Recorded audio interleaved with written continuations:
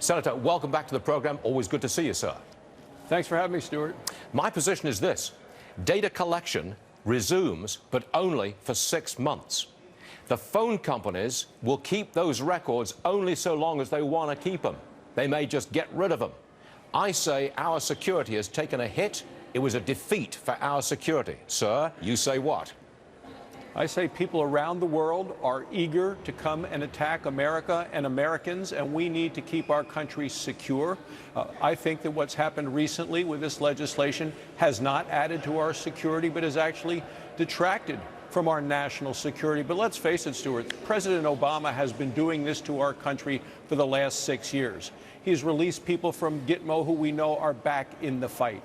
He wants to turn to the UN instead of the United States. I'm with you, Senator, but President Obama could not have done this without the support of some Republicans, notably Rand Paul. Your party, I suspect, is split. Well, I believe that all of us want to keep America safe and secure.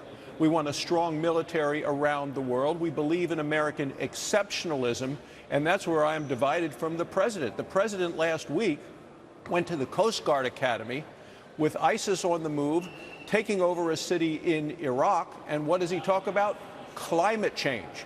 The president has threatened to veto the National Defense Authorization Act unless he gets more money for the Environmental Protection Agency. This, Stuart, is absolutely absurd. But can you fix this NSA problem? I think it's a problem. You apparently think it's a problem. Can you fix it? For example, a bad guy comes in, commits a terror act in the United States, and because we don't keep the records, we can't track where that person called, who he called, and how long he spent establishing this network. Can you fix that? Well, I think that what's happened actually, Stuart, is the terrorists have moved beyond that. Rather than using cell phones at all, knowing about this program that had been in place, they're going to encrypted emails, encrypted internet locations. So they, I think, are moving beyond it. It is much less effective now than it used to be before they knew about it. Okay, now, as you said, Senator, President Obama says the U.S. is #1, most respected nation on the planet.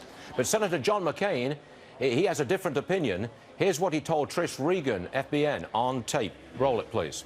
I'd love to be everyone's friend, but for the President of the United States to say that is absolutely delusional. You heard it, Senator. Delusional description of President Obama. And you say? Well, I just got back from a NATO tour. Been to Estonia, been to Romania, talking to our friends overseas. They have concerns. They worry that they cannot, as our friends, they don't trust us. Our enemies don't fear us. Putin is becoming even more belligerent and aggressive. The reset has clearly failed. I think the Iranians, we saw yesterday, they have now actually more enriched uranium than they had before.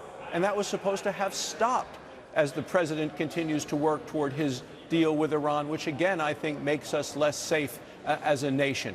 So I have great concerns with this president, and I think on his recent statement, I think he's flat wrong.